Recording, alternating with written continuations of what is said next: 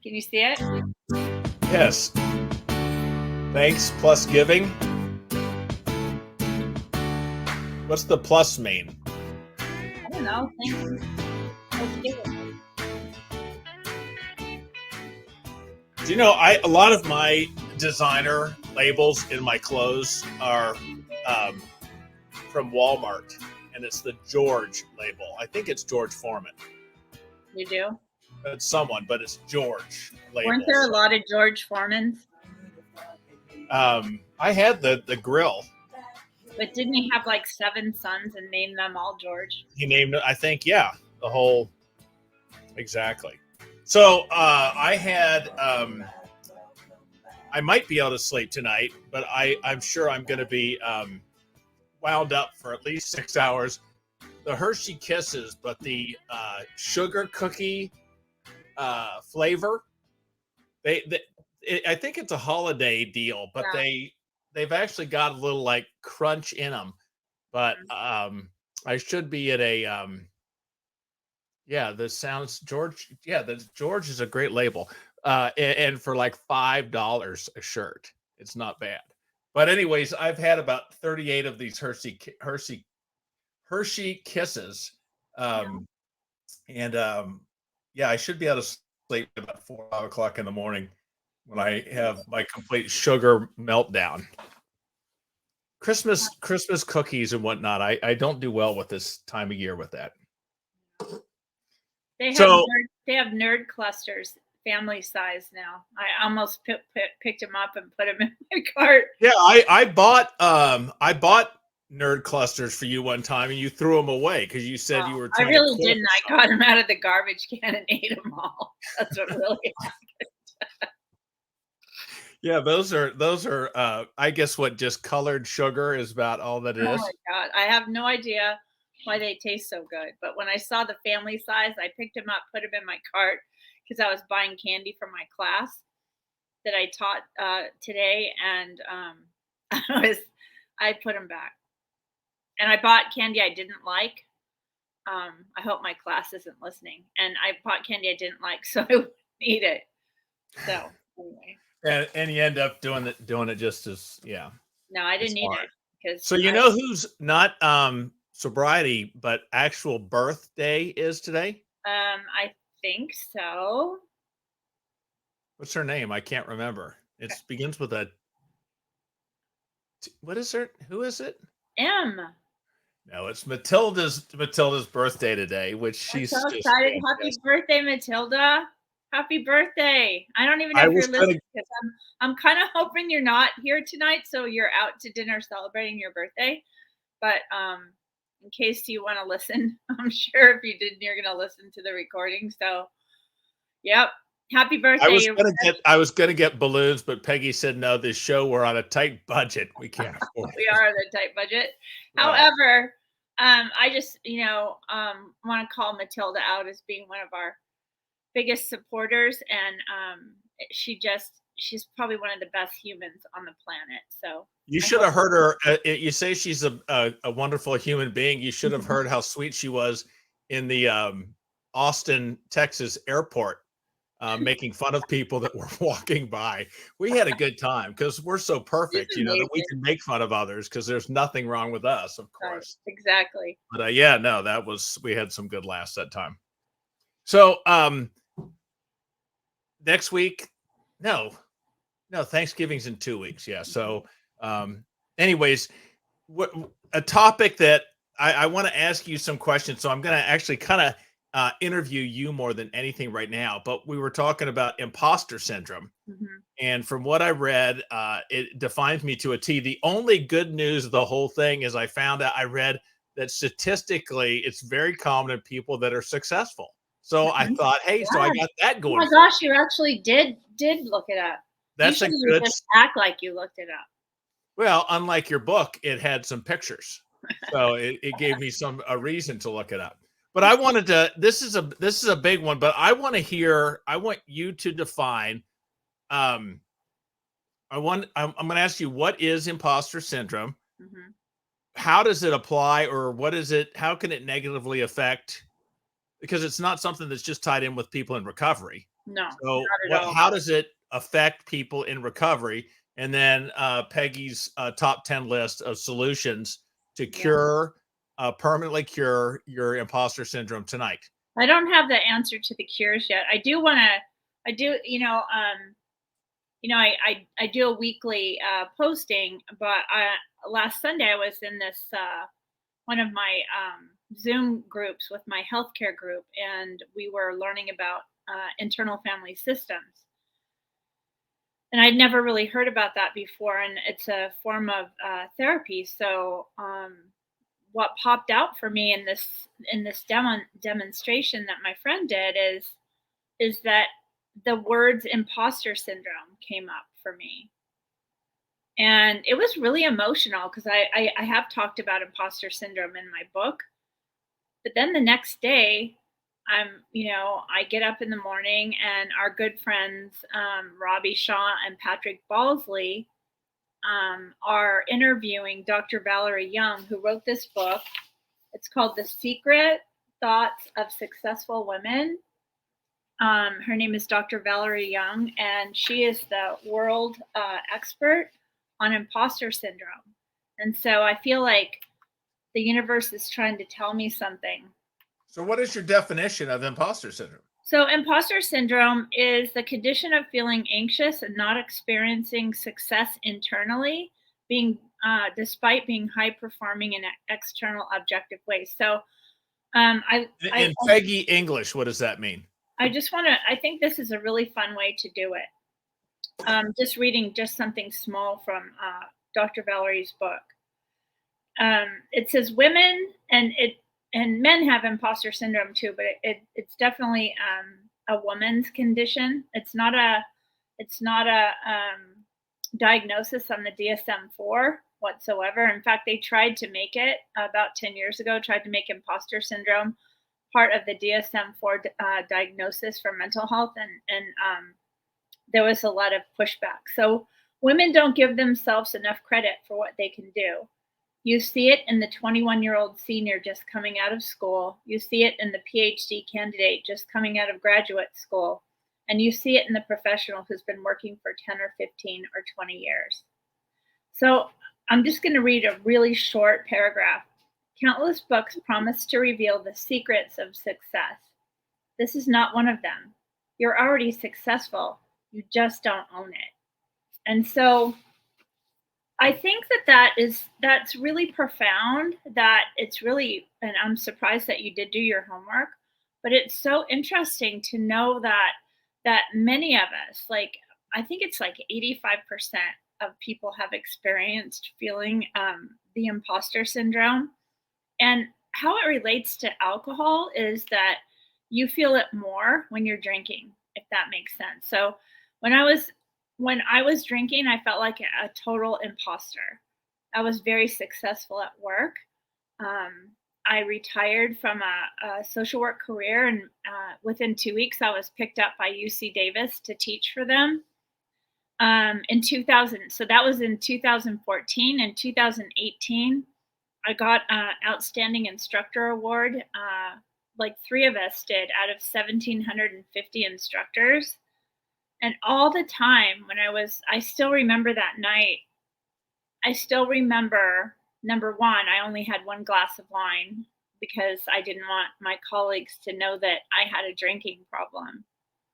But I was always on the edge of having my colleagues and my director and maybe some of my students see right through me and see the complete hypocrisy of someone who is teaching people how to work with families with addiction and going home and drinking my own bottle of wine. So I think my imposter syndrome was on steroids when I was drinking. But did it lead you to drink more? Because I think for me, and what I have heard about it, I felt I was successful in my line. I mean, compared to other sales, because I was outside, I'm still outside sales, but very successful. I thought, I don't even do anything. I just show up and talk to some people. I'm not even working hard. I'm making this money. And that was guilt, but I don't know that was, I'm still trying to tie it to drinking. Maybe I felt guilty because, God, if these people know that I'm drinking half the day away, well, they think I'm Mr. Salesman Extraordinaire, which is a total lie. I mean, my numbers showed it, but it was like, I'm not earning this. I don't know how. I guess I was, but I didn't. For me, it was just a lack of confidence in myself, a lack of, and we've talked about this, having a purpose or reason or value in your life. Mm-hmm. You know, I never, yeah, it was a self-defeating. I wasn't earning in my mind. I was that way with football in college. It was Yeah, like, I bet that was. they recruited the wrong number. They were looking for someone else, and I got this, opportunity. Mm-hmm. I never. So but I still don't know how that ties in with drinking. Well, I think we're talking about two different things. One, when we're drinking, okay, so when we're drinking, no matter how successful we are, we don't believe we deserve that success, because inside we feel like we're a different person, right? So I think if you have tendencies to have an imposter syndrome, it's exacerbated when you drink, right? Because you're always worried that somebody's gonna find out, see the real Peggy or the real Jeff. It's interesting that now that I'm 4.5 years sober, that I still have that. Yesterday, I was presenting at a convening for UC Davis, and I was doing a child and family team meeting facilitation demonstration in front of like over 100 people, and I have imposter syndrome. Like, why am I the one being up here? I'm in a room full of, a zillion experts. So why am I the one that's up there? I don't deserve to be up there. Someone else deserves to be up there. It's really interesting how that. The one thing I guess for me, and someone said, we became experts at hiding so many things when we were drinking, or so we thought. When I could get away with, if I didn't think I deserved to be the salesperson I was because I didn't think I was that good, I can hide that. But if it was, I don't deserve these because of this, and I'm holding alcohol in my hand, now that's a concrete evidence that now I truly don't believe I deserve to be as successful as I was, or whatever the case may be. Well, and if we were really smart, we wouldn't have an addiction, right? So that's part of it too, is that, like, if you were really, really a successful person, you would have never gotten addicted to alcohol. Well, it's interesting you say that, because you're kind of tapping into this. Is it a disease, or is it a condition, or whatever? Because you wouldn't say I'm not that good because I have cancer, because that's a physical disease. Right. That has nothing to do with my effort. Mm-hmm. But if I have a drinking problem, is all about my lack of control in my mind, my lack of strength, my lack of discipline. I'm faulted on that.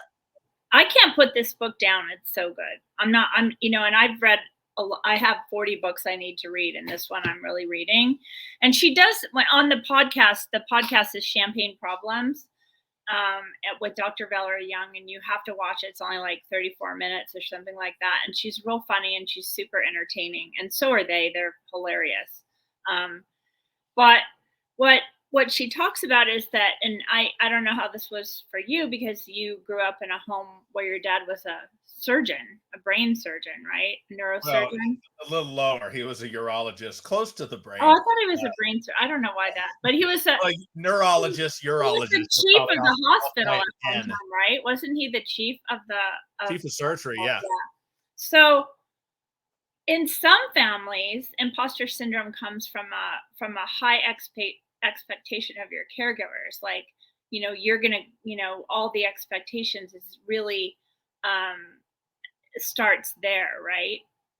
For me, and then there's people like me who grew up in I grew up in a pretty lower middle class family, where I can't tell you that our parents expressed one expectation of who they wanted us to be, right? There was no talk.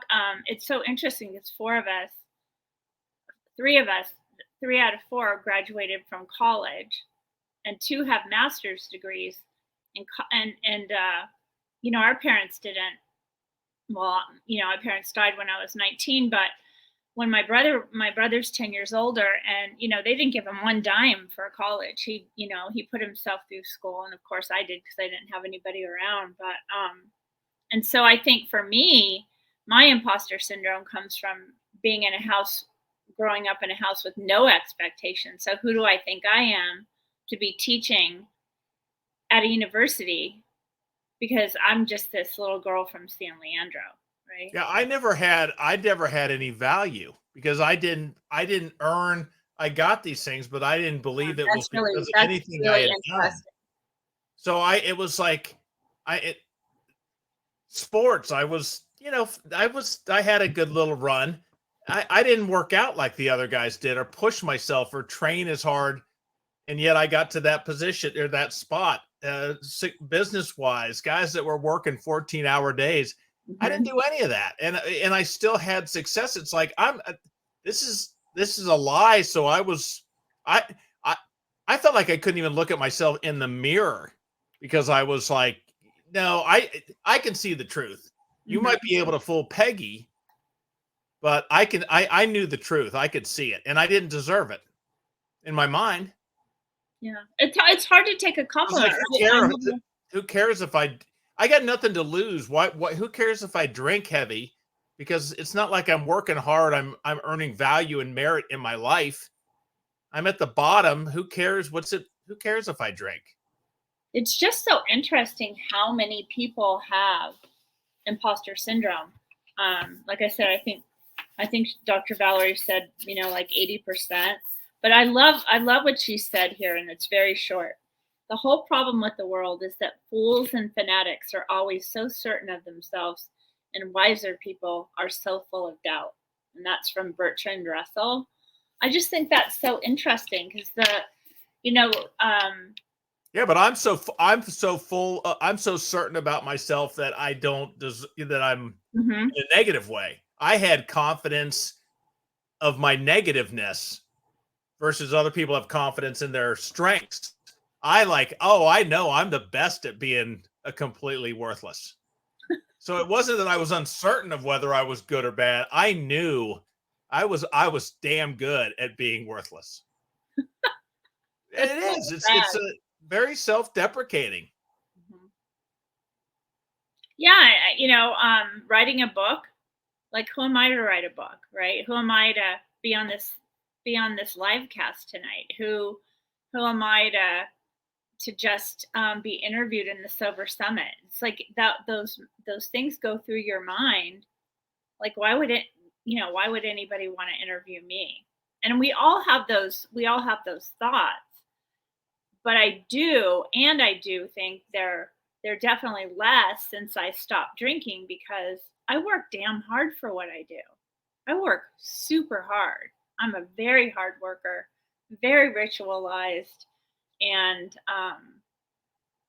it's surprising that every once in a while, still, like yesterday, oh my god, like, why am I the one doing this? Like, there's 100 people in the room that are better at Yeah. this than me. Two things. One, Matilda just came in late, so if she thinks we're gonna repeat all the love for her birthday, too bad. You'll have to watch it and repeat. But the second thing is, okay, so have you gotten to the book of? Do you live with it? Is there a solution for I it? think Can you like turn? everything I think like everything we do, especially in recovery, is that, I mean, I don't have the ending tips yet. I haven't gone there, and maybe we'll do this again. But for me, I think when you're living an authentic life, you're really living the life you were meant to be, which means, for us, not for everyone else, alcohol free. There's nothing that's standing in the way between me and my success. Is that I do deserve to have what I've earned, because I've worked so hard. It's just there part of the imposter syndrome too is that, I I have grown up in maybe not in a wealthy family, but certainly a privileged family, right? And so I have more opportunities than other people do, just by the fact of being, you know, born a white woman, right? So if I get up and do nothing and have success in the day, it doesn't give me value. It's nice for whatever, and I'll still feel like a piece of doo doo because I didn't earn it. If I get up and work and do the things that I put in a day's work and I put in the effort and have that same success because I've earned it, then I'm on top of the world. And as far as my, giving myself value or reasons to not drink. And when I say not drink, I mean, I equate drinking to throwing it all away, because if I drank, everything I'd worked for is thrown in the toilet. It's putting money in my wallet, essentially, that I don't want to give up. I want to fight for it. So if I have success that I didn't deserve, I don't feel good about myself. And who cares whether I drink? I'm not saying it's a choice to drink or not, but I don't have any self. It is a choice to be successful. But if I've worked during the day and had the same amount of, or even less success, but I've earned it, I'm on a cloud nine. I have pride, and I'm walking around going, hell yeah, I did this. Right. I wasn't given this. I did this. So for me, the end result of what the reward is, it's internal. That's the thing. Internal. It's the value. Look outside for validation, you really have to look inward for validation. That was part of my not cure, but my success in recovery came from earning value. I had to give myself value. I had to give myself purpose. I had to give myself a reason at 5 o'clock at the end of the day to look in the mirror and go, hell yeah, and be glad of who I was looking at. Because then, now take your beer and throw it. I don't need that crap. I've worked too hard for this. But those thoughts do come in, like, I just got lucky, or I was just in the right place at the right time, or it's because people like me. Like, that's nice, but doesn't give me value. Right. I don't earn. But I'm saying these are things that if you have imposter syndrome, if you suffer from imposter syndrome, and like I said, the longer I'm sober, the less I suffer from it, but those thoughts still creep in. But if I was successful before, it was like, if I can do it, anyone can. And how many times do we say that to people when someone says, nice job, Jeff, that's awesome. And you go, oh, it's no big deal. If I can do it, anybody can do it. Or they must. If I believe that, I haven't given myself any value. Right. But if I tell myself, what imposter syndrome is, it's not giving yourself value, or I had a lot of help, or they're just being nice, or they just felt sorry for me. Those aren't thoughts that are necessarily, they're not true thoughts, but again, we have 64,000 thoughts a day, and our amygdala just lets them in. And I think the beauty of being an authentic sober person is that you can say, that's a stupid thought. I'm going to let that thought go. Right. It was more than, Al Franken, that his character looking in the mirror, darn it, I like, people like me. It wasn't words for me. I had to do something. I had to earn it or give it. I couldn't just, no, Jeff, you work hard. I didn't believe that. No, but I get that. But imposter syndrome is a little bit different. Imposter syndrome is people that are successful and you don't feel like you deserve to be successul. Yeah. Like, you don't feel it, right? So, and again, I think, I don't know if we have any comments in the chat, but, really talking about, like, what was imposter syndrome from them? Where did they think their imposter syndrome came from? When you see imposter syndrome a lot, with people that are born into families with high expectations. I'm never gonna, like, people think I'm really successful, but I'm still not meeting the expectations that my parents had for me, right? And I had the opposite because I didn't have any expectations, right? Yeah, I guess for me, it's creating that value. I had to. But you already have value. That's the thing. Imposter syndrome is you got the value. It's not creating the value. You are a value person. You work hard. But then even though you work super hard and people are telling you, oh, Jeff, you're, like, wow, you're so successful. The imposter syndrome is to say, I don't deserve any of this, even though intellectually you worked your ass off to get it. Okay, so I go back to how do you fix that? By just I don't know. I haven't read the end yet. So you're not prepared. Not. Matilda said, nice job, Peggy. I was looking forward to learning something tonight, and you dropped the ball. She says she brought her own groovy red blend can to dinner tonight. So glad I did. Awesome. That's awesome. She's had a good evening, it sounds like. It's so funny. A couple of the things that look to the end of the book, really changing those negative beliefs into directional statements. Like, I do measure up to myself and no one else. I am a creative, intelligent person with a lot to offer. So it's a lot of that self-talk. All my ideas, good, bad, and indifferent, deserve to be heard. I have the capacity to grow and learn, and I am enough. You know what, though? I'll give you that. I agree with that, but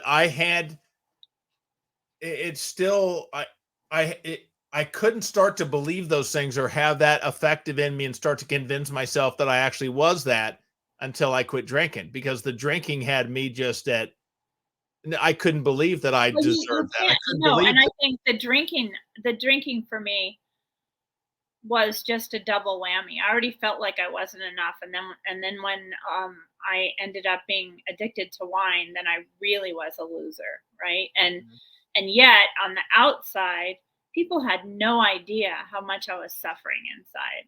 Like my immediate family, sure, they did. They saw the behavior, they saw the blackouts, but my colleagues had no idea. Yeah, none. Zero. Not one person. They were so shocked when they found out I had a drinking problem. Because of course, I'm going to carry, and I don't know if it would have ever turned into something else.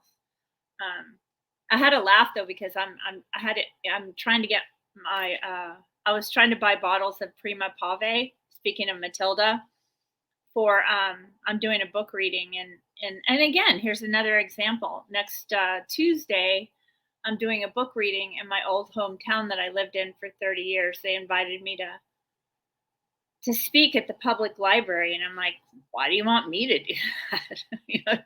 It's so weird.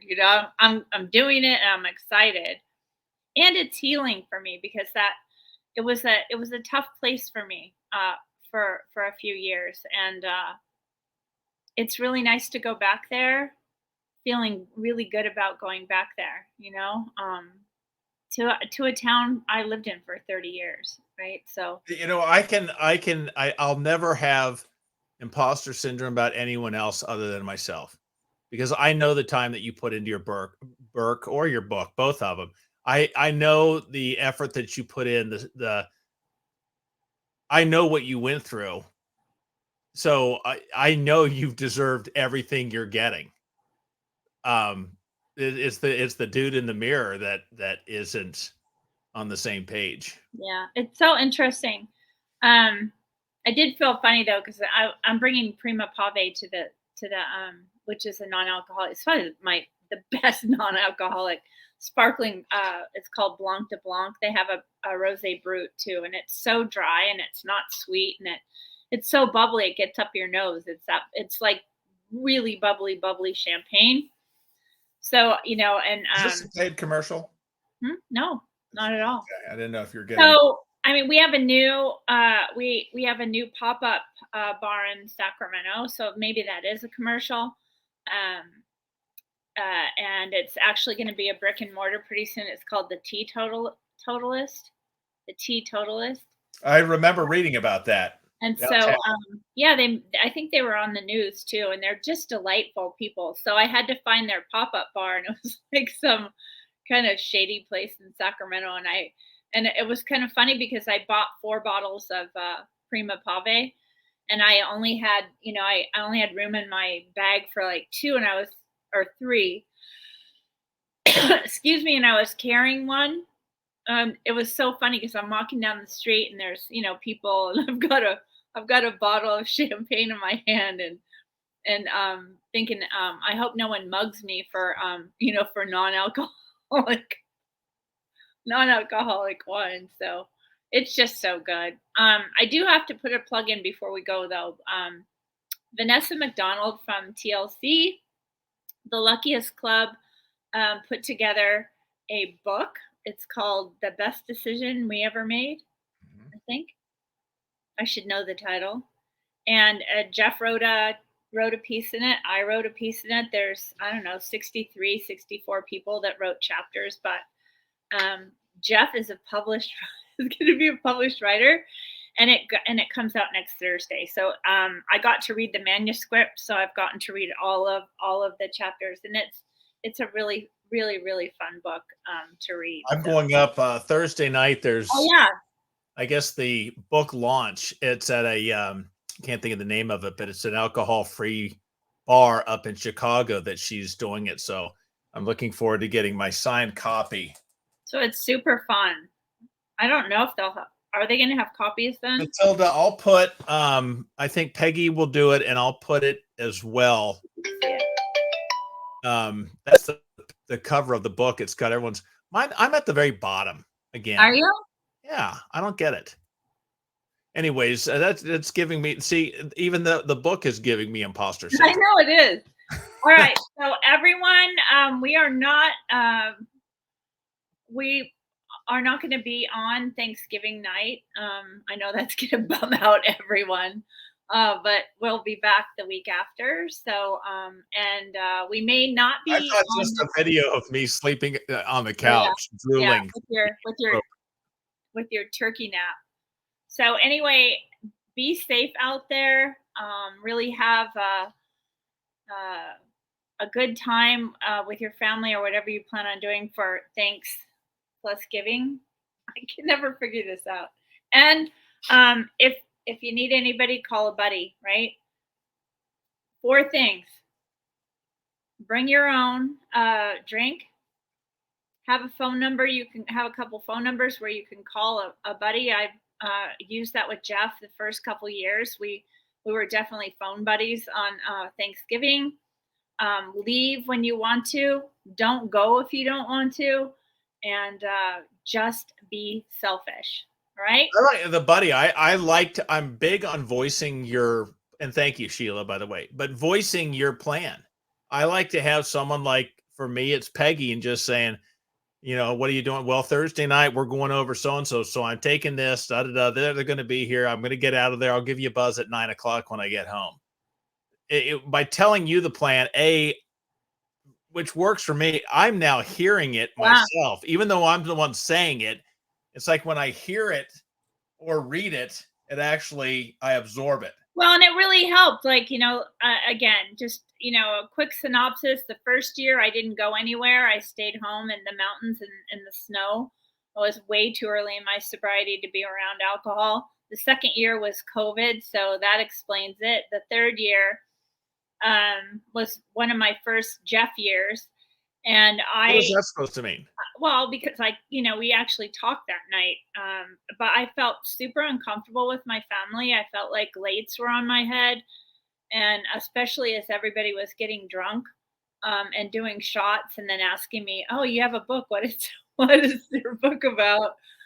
And I had a hotel room. I stayed in a hotel room, but I was feeling pretty down that night, and just calling Jeff, who my granddaughters call Jeffy, my boyfriend. I just think that makes me laugh so much. I remember the day when you looked and you said, I'll swipe to the right. Right. Yeah. Right. And then last year, we were down for my son's wedding, but I am totally looking forward for the first time. So if people are feeling like, it's just, it's still, I'm still not feeling it yet, you will. This is really the first year, and I'm sure there's still going to be moments. I'm still uncomfortable when people are doing shots around me. I don't love that, and but I live 10 minutes from my son's house now, so I can leave whenever I want to, and sobriety's made me really selfish. So those first ones, we can have all the plans in the world, but it is an awkward. It's I wish there sometimes was an answer. because there's a Thanksgiving, at least in my house, and for many of us, it's a very alcohol centered activity. So as the guy that outdrank everyone, now when I'm with people and I'm not, it's not even noticed. It's not. I don't it's not notice you, but I still have those awkward moments. I do want to, before we close, happy birthday, Sheila, as well. Sheila's birthday and Matilda's birthday are a day apart. So. Oh, that's right. All right. I forgot. Yeah, I did. Matilda said someone at one of her meetings called the holidays a sleigh ride to hell. Oh, wow. Yeah. There's a song there. Maybe it's a country tune. So it's a country western song for sure. And Matilda, it could be about Matilda and the sleigh. All right. Well, look. All right. Thanks. And yeah, I'll put the link up for the book, and then yeah, if anyone's in Chicago, there's going to be how many roads are going to be available after the 16th on Amazon. I think it's going to be fun. Yeah, and it's easy because it's all like 3-page stories. Yeah, it's like you could read a story a day, and it's really fun because it's just it's really well done, actually. Did you mention me in your story? No. Thank you. Thank you very little. I appreciate it. All right. Have a wonderful whatever it is you're going to do. You're in a hotel, right? Are you in La Quinta Suites? No, I'm in Best Western. That's all there is here, unless I wanted to stay in a haunted house. There's a haunted house in this house. So I'm here, and it's kind of creepy, but it is what it is. Go over and open the curtain real quick, and let's just see if someone's standing out there. No, I'm on the. They put the old people on the second floor with stairs. Not even an elevator. There's no elevator here. All right. See you later. All right, everyone. Take care. All right. See you, Peggy. Ciao. Love you. Bye.